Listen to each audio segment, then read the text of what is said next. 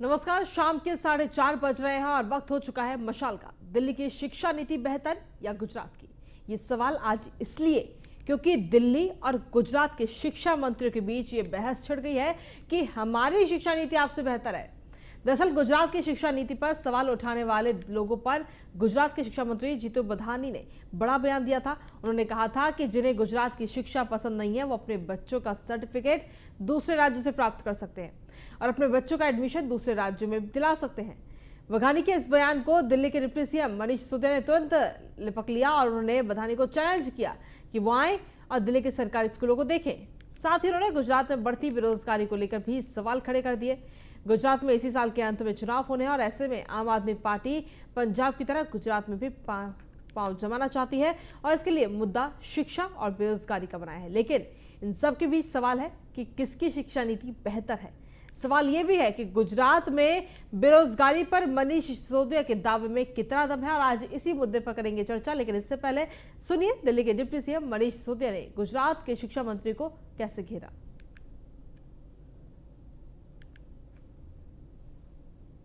उनके इस स्टेटमेंट में एक तो अहंकार है कि देखो हम तो राजनीति में हैं, हम 27 साल से गुजरात की राजनीति में हैं और हमने कोई काम नहीं किया और करेंगे भी नहीं। आपको अच्छी शिक्षा चाहिए तो हमसे मत मांगो, कहीं और चले जाओ।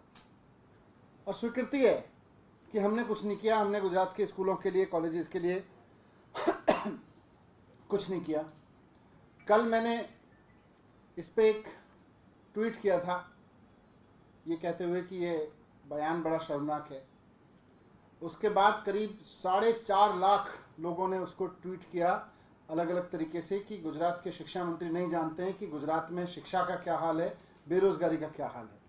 उसको लेके युवाओं ने, खास तौर से गुजरात के युवाओं ने बहुत शोर मचाया सोशल मीडिया पे कि गुजरात के शिक्षा मंत्री को कुछ नहीं पता है कि गुजरात की शिक्षा का क्या हाल कर रखा है। बहुत सारे लोगों ने दिल्ली के एजुकेशन मॉडल पे भी कहा कि भाई उन्होंने देखा है गुजरात दिल्ली के स्कूल आके और गुजरात के स्कूल कहीं नहीं है। तो मैं एक तो गुजरात के शिक्षा मंत्री जी से पूछना चाहता हूं कि भाई फिर जब आप गुजरात के स्कूलों को अच्छा नहीं करेंगे, गुजरात के कॉलेजेस को अच्छा नहीं करेंगे, गुजरात की शिक्षा पे कोई काम नहीं करेंगे और अहंकार से कहेंगे कि जिसको गुजरात की शिक्षा अच्छी लगती वो चला जाए गुजरात से बाहर, दिल्ली चला जाए, तो फिर आपका देश का, समाज का विजन क्या है? देश कैसे आगे बढ़ेगा? और इसी पर चर्चा करने के लिए आज हमारे साथ में आम आदमी पार्टी की तरफ से प्रवक्ता किशोर झा और भारतीय जनता पार्टी की तरफ से प्रवक्ता खेमचंद शर्मा जी हैं। सबसे पहले खेमचंद जी आपके पास में आना चाहूंगी। अगर किसी को गुजरात की शिक्षा पसंद नहीं है तो क्या वो कहीं और से सर्टिफिकेट ले ले या कहीं और चला जाए? ये बयान सही है क्या? ये बात नहीं है। आदरणीय मंत्री जी ने कुछ अलग चीजें बोली थी लेकिन केजरीवाल उसको दूसरी तरीके से प्रस्तुत कर रहे हैं। दिल्ली की शिक्षा मॉडल की वो बात करते हैं लेकिन दिल्ली में 20,000 से ज्यादा पोजीशंस खाली हैं। वो तो तब जब भी एक भी नया स्कूल केजरीवाल जी ने दिल्ली में नहीं बनाया, एक भी नया स्कूल में चैलेंज करता हूं, तब भी 20,000 पोजीशन दिल्ली के स्कूल में खाली हैं। दिल्ली के स्कूल में हजारों की संख्या में प्रिंसिपल नहीं है, हजारों की संख्या में वहां पे डिप्टी प्रिंसिपल नहीं है। मैथ और साइंस के टीचर की बहुत ज्यादा वहां पे शॉर्टेज है। और वो शिक्षा मॉडल की बात करते हैं। अभी बोर्ड के पेपर चल रहा है, बच्चों के 50% तक सिलेबस कंप्लीट नहीं हुए हैं। आपको मैं चैलेंज करता हूं, अगर केजरीवाल जी, मनीष सिसोदिया जी में हिम्मत है तो सर्वे करा ले, एक इंडिपेंडेंट एजेंसी से सर्वे कराएं कि बच्चों का कितना कोर्स कंप्लीट हुआ है। बच्चे आपको हकीकत बता देंगे। अपना एक व्हाइट पेपर जारी करें कि आपको 500 स्कूल बनाने थे और एक भी स्कूल आपने अभी तक नहीं बनाया। और आप ठीक है खेमचंद जी, सर्वे तो बाद में होता रहेगा लेकिन उससे पहले ही मनीष सिसोदिया खुद गुजरात पहुंचेंगे। उनको भी नहीं कर पा रहे हो खेमचंद जी ठीक है, मान लिया, सर्वे तो बाद में होता रहेगा लेकिन उससे पहले खुद मनीष सिसोदिया कह रहे हैं गुजरात जाने के लिए और वहां के स्कूलों की हालत देखेंगे वो खुद ही। हमारे साथ में आम आदमी पार्टी के प्रवक्ता किशोर झा जी भी इस वक्त मौजूद हैं। किशोर जी, क्या इस बार का गुजरात के अंदर जो चुनाव होगा उसमें मुद्दा यही रहेगा क्या, बेरोजगारी और शिक्षा? देखिए, आम आदमी पार्टी का विजन, हमारे मैनिफेस्टो, हर चीज, हमारी बात, हमारे काम, हर चीज के सेंटर में शिक्षा और स्वास्थ्य। और कल जो जीतू बघानी जी ने, आदरणीय शिक्षा मंत्री ने जो बयान दिया है वो बहुत ही शर्मनाक, बहुत ही गैर जिम्मेदार और बहुत ही अहंकार से भरा हुआ बयान। वो उस दिल्ली मॉडल से चिढ़ के जो दिल्ली का एजुकेशन मॉडल है उससे चिढ़ के वो बयान दे रहे थे, जिसको देखने के लिए डोनाल्ड ट्रंप की वाइफ मेलेनिया ट्रंप जो यूएस प्रेसिडेंट थे वो आई थी। महाराष्ट्र की पूरी कैबिनेट, महाराष्ट्र के शिक्षा मंत्री तक यहाँ से देख के गए, सीख के गए, क्या अलग कर रहे हैं, क्या बेहतर कर रहे हैं। अभी तमिलनाडु के मुख्यमंत्री आए थे, उन्होंने दिल्ली सरकार के स्कूलों को विजिट किया, पूरी व्यवस्था को देखा और अपने यहाँ भी इम्प्लीमेंट करने की घोषणा की। देश के अलग अलग राज्यों के कई जाने माने शिक्षा मंत्री, कई कैबिनेट मिनिस्टर आए, दिल्ली की एजुकेशन मॉडल को, एजुकेशन के सिस्टम को देखा और वो अपने यहाँ इम्प्लीमेंट करने की बातें करते हैं। तो गुजरात के शिक्षा मंत्री का ये बयान कि भाई जिनको गुजरात की शिक्षा अच्छी नहीं लगती वो दिल्ली चले जाएं, ये बड़ा हास्यास्पद है, बड़ा गैर जिम्मेदाराना है और साथ ही घमंड से भरा हुआ है। ये मतलब ये बयान ये गुजरात वासियों को ये संदेश देता है कि हम जो एग्जिस्टिंग गुजरात की जो लचर शिक्षा व्यवस्था है, जो पूरे तरीके से इन्होंने ध्वस्त कर दी है 25 सालों में, उस शिक्षा व्यवस्था में कोई सुधार नहीं करने जा रहे हैं। कहीं से हमें कुछ सीखने की जरूरत नहीं है और जो व्यवस्था, जो ध्वस्त व्यवस्था गुजरात में चल रही है, हम इस व्यवस्था को ऐसे ही चलाने वाले हैं। तो मुझे लगता है कि फेडरल स्ट्रक्चर के अंदर इंडिया जो यूनियन ऑफ स्टेट्स है, इसमें एक दूसरे से सीखा जाता है, एक दूसरे के अच्छे कामों को देख के। जैसे अभी मध्य प्रदेश सरकार ने, इनकी मध्य प्रदेश सरकार ने घोषणा की कि दिल्ली की तर्ज पे हम मोहल्ला क्लिनिक बनाएंगे। असम सरकार ने घोषणा की। तो मुझे लगता है कि दिल्ली से बहुत सारे स्टेट सीख रहे हैं और गुजरात भी सीख सकता है, गुजरात भी बेहतर कर सकता है। जी खेमचंद जी, आपकी बात भी सुनेंगे, लेकिन मेरा सवाल ये है कि अगर कोई दूसरी पार्टी अगर काम अच्छा कर रही है तो उसको सराहा जाना चाहिए ना कि उस पर भी सवाल उठाए जाए बार बार। बिल्कुल सराहा जाना चाहिए, मैं भी सराहूंगा, लेकिन ये बताएं तो उसे अच्छा काम क्या है। सर अच्छा काम देखिए सर, स्कूलों की क्या कुछ स्थिति पहले थी और आज क्या कुछ स्थिति है, ये दिल्ली वासी हर एक जानता है कि दिल्ली के सरकारी स्कूल पहले कैसे थे और आज कैसे हैं। और उन स्कूलों को देखने के लिए बाहर से लोग आ रहे हैं, तो शायद बाहर से लोग इतने बेवकूफ तो नहीं होंगे कि एवं ही आ जाए, कुछ ना कुछ देखा ही होगा ना उन्होंने आकर के, अगर मॉडर्न स्कूल है तो। एमए आते नहीं, बुलाया जाता है। इन्होंने किसका नाम लिया? तमिलनाडु के मुख्यमंत्री आ रहे हैं, तमिलनाडु के मुख्यमंत्री इनके फ्रेंड्स हैं, इनके एसोसिएट है, वो आ रहे हैं, प्रोजेक्ट कर रहे हैं। मैं आपको दावे के साथ नहीं, और मेलानिया ट्रंप, आपने उनका नाम लेना भूल गए सर, मेलानिया ट्रंप तो भी आई थी देखने के लिए स्कूल। कृतिका जी, वो फॉरेन विजिटर जब आते हैं तो कहीं ना कहीं उनको विजिट कराया जाता है। दिल्ली राजधानी है तो दिल्ली में भी कुछ जगह विजिट कराया जाता है सर। लेकिन जो चीज बेस्ट होगी, अगर आपके घर में कोई मेहमान आएगा तो आपके घर में जो चीज सबसे अच्छी होगी आप वही चीज तो दिखाओगे ना। तो स्कूल अच्छे थे तभी तो वहां पर विजिट कराया गया ना। ऐसा नहीं होता। राजधानी में जब आपके गेस्ट आते हैं, अक्सर राजधानी में जब उनकी विजिट करानी होती है तो कहीं कुछ ना कुछ जगह करा दे। अब मेरे को आप बात कंप्लीट करनी थी। अगर इनका मॉडल अच्छा है तो 20,000 पोजीशन दिल्ली में क्यों खाली है? क्यों वहां पे एड हॉक पे टीचर है? क्यों साइंस और इंग्लिश के टीचर नहीं है या मैथ के टीचर नहीं है? क्यों हजारों प्रिंसिपल वहां पे नहीं है? क्यों एक भी नया स्कूल ये बना नहीं पाए? 500 स्कूल उन्होंने बोला था।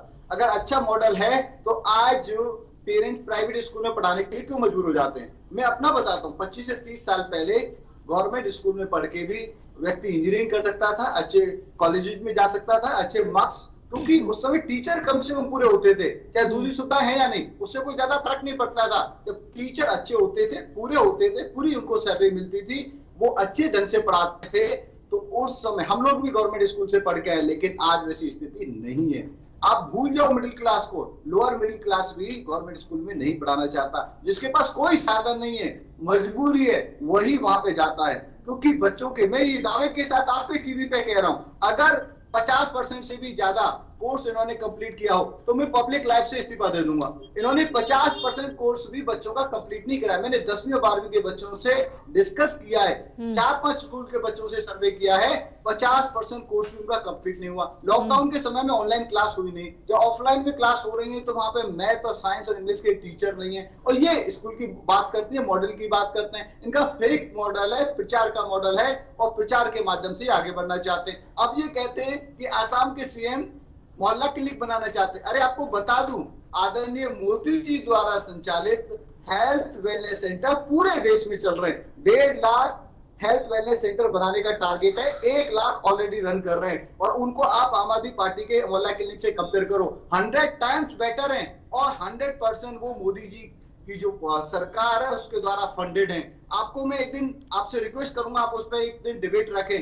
मेरे पास बहुत डेटा है, मैं इनको बताऊंगा कि मोहल्ला हेल्थ वेलनेस सेंटर्स में क्या मिलता है। हमारी सरकारों को मोहल्ला क्लिनिक बनाने की जरूरत नहीं है। जो टीन के डब्बे हैं, यूजलेस हैं, जिनकी दवाई खा के लोग मर रहे हैं, और वो सिर्फ और सिर्फ अपने कार्यकर्ताओं को बेनिफिट देने के लिए, उनको रेंट देने के लिए, उनको नौकरी पर रखने के लिए वो डब्बे खोले गए। 1000 डब्बे बोले थे, 450 ये कहते हैं खोले, और 150 ऐसे डब्बे अभी एग्जिस्ट करते हैं। ऐसा मॉडल किसी भी स्टेट को नहीं देना है कि ये बर्बादी का मॉडल है, प्रचार का मॉडल है। शिक्षा व्यवस्था दिल्ली में ठप है। अगर शिक्षा व्यवस्था ठप नहीं होती तो मेरे को 2-3 चीज बताइए। 2 साल का केजरीवाल ने बोला था कि मैं बैन करूंगा। 2 साल का अप्रैल 2020 से लेके अब तक का जो डिफरेंस है, डिफरेंस बिटवीन जो टोटल फीस एंड जो एक ट्यूशन फीस है, वो पेरेंट्स को देना पड़ रहा है। और केजरीवाल चुप है, मस्त है, और वो पैसा 40-50 हजार से लेके 1-1.5 लाख रुपए तक का है। क्यों नहीं उसमें पिचिंग कर रहे, क्यों नहीं दे रहे? आज स्कूलों में मजबूर किया जा रहा है कि आपको वहीं से कॉपी लेनी है, किताब लेनी है, ड्रेस लेनी है, और वो ड्रेस, कॉपी और सर सरकारी स्कूलों में सर एक मिनट खेमचंद जी आपने शायद सरकारी स्कूल देखे नहीं है। सरकारी स्कूलों में किताबें, कॉपियां, सब कुछ स्कूल से ही प्रोवाइड किया जाता है। चलिए मैं किशोर झा जी आपके पास आना चाहूंगी। किशोर झा जी, सबसे बड़ा सवाल ये उठाया जाता है कि 500 एक्स्ट्रा स्कूल बनाने का वादा किया गया था, लेकिन दिल्ली के अंदर स्कूल नहीं बनाए गए हैं। खेमचंद जी आपके पास आऊंगी खेमचंद जी आऊंगी आपके पास। एक मिनट लूंगा, बात कंप्लीट हो जाए। ये दिल्ली में डिसाइड हुआ था कि कॉमर्शियल एक्टिविटी स्कूल में नहीं होंगी, लेकिन आदरणीय मनीष सिसोदिया जी की घूसखोरी की वजह से, उनकी कमीशन खोरी की वजह से स्कूल में ड्रेस, कॉपी, किताब खरीदने के लिए बच्चे मजबूर हो रहे हैं, पेरेंट्स मजबूर हो रहे हैं। चलिए ठीक है सर, ठीक है आती हूँ किशोर झा जी, 500 स्कूलों बनाने की बात कही गई थी दिल्ली के अंदर, कितने बन चुके हैं अभी तक? देखिए रितिका जी, जो खेमचंद जी ने आरोप लगाया, पहले मैं उसका जवाब दे दूं। इन्होंने कहा कि दिल्ली सरकार के, दिल्ली के जो स्कूल हैं, दरअसल ये प्राइवेट स्कूल्स की बात कर रहे होंगे शायद, क्योंकि दिल्ली सरकार के स्कूलों में तो स्कूल ड्रेस, बुक्स, वो तमाम चीजें बच्चों के लिए मुफ्त है और उनको फ्री में। सरकार किसकी है भैया किशोर झा जी? सरकार किसकी है? वो तो लास्ट क्वेश्चन था। मैंने पहले 500 स्कूल में से स्कूल पूछे, मैंने पूछा 20,000 पूछे। चलिए सर दोनों चीजों का जवाब लेंगे ना सर। एक मिनट दीजिए तो सही, थोड़ा समय दीजिए। तो इन्होंने कहा कि शायद दिल्ली के प्राइवेट स्कूल्स में ड्रेसेस और उसके लिए जो है फोर्स किया जाता है। आपको मैं बताऊं कि सबसे पहले पूरे देश के अंदर ये पॉलिसी लाने वाली पार्टी आम आदमी पार्टी ही थी, आम आदमी पार्टी की सरकार ही थी, कि किसी भी बच्चे को स्कूल द्वारा प्रायोजित किसी दुकान से स्कूल ड्रेस या किताबें लेने के लिए फोर्स नहीं किया जा सकता। वो नोटिफाइड कानून है 2015 में। और पंजाब में हमारी सरकार बनी है, पंजाब में सरकार बनने के, खेमचंद जी रुकिए, पंजाब में खेमचंद जी थोड़ा टाइम तो दीजिए, आपने बोला ना, अब उसका जवाब ले लेते हैं ना किशोर जी से। सरकार बनने के 3 दिन बाद मुख्यमंत्री भगवंत मान जी ने इस कानून को नोटिफाई किया और पंजाब में लागू किया। और उनकी देखा देखी, दिल्ली सरकार की देखा देखी, कल हरियाणा में ये चीज नोटिफिकेशन में लाई गई है। लेकिन आप कानून बना सकते हैं, लेकिन उसकी इंप्लीमेंटेशन के लिए जो नियत चाहिए, वो नियत कहां से लाएंगे आप? वो नियत आम आदमी पार्टी की सरकारों में है, वो केजरीवाल जी की सरकार में है, वो भगवंत मान जी की सरकार में है। खट्टर जी कानून ला सकते हैं लेकिन उसको इंप्लीमेंट नहीं करवा सकते, पहली चीज। दूसरी चीज, रितिका जी आपने पूछा कि कितने स्कूल बन चुके हैं। देखिए, आपको सबसे पहले मैं बताऊं कि दिल्ली में तमाम स्कूल ऐसे हालात में थे जब हमारी सरकार ने टेक ओवर किया कि बहुत सारे स्कूल टीन शेड्स में चल रहे थे, बहुत सारे स्कूल टेंट में चल रहे थे, बहुत सारे स्कूल की बिल्डिंगें थी लेकिन वो बहुत जर्जर अवस्था में थी, वो उसमें पढ़ना भी बच्चों के लिए बहुत खतरनाक था जी। तो जब हमारी सरकार ने काम शुरू किया तो नई स्कूल बनाने के लिए जमीन लेने में जो दिल्ली का जो एडमिनिस्ट्रेटिव स्ट्रक्चर है वो आड़े आ रहा था, क्योंकि बहुत सारी जमीनें डीडीए के कंट्रोल में है, डीडीए सेंट्रल गवर्नमेंट को रिपोर्ट करती है। इनकी गवर्नमेंट पहले दिन से एजेंडा है कि दिल्ली सरकार के कामों को रोका जाए, बाधित किया जाए, डिले किया जाए। तो हमने ये तय किया कि हम इनसे लड़ने की बजाय अपने काम के ऊपर आगे बढ़ते हैं और ग्रेजुअली हमने दिल्ली में 20,000 क्लासरूम बनाए, 20,000 नए क्लासरूम बनाए एग्जिस्टिंग स्कूल्स के अंदर। मान लीजिए एक बिल्डिंग यहाँ खड़ी है और बराबर एक जर्जर बिल्डिंग इस तरफ खड़ी है और बराबर में बहुत जमीन है, 2 एकड़ जमीन है, उसके ऊपर हमने नया टावर बनाया, नई क्लासरूम्स बनाए और एक तरीके से पूरे स्कूल को नवनिर्मित कर दिया, एक जीर्णोद्धार किया और एक नया स्कूल वहां पे खड़ा किया गया और पुराने ढांचे को ध्वस्त कर दिया गया।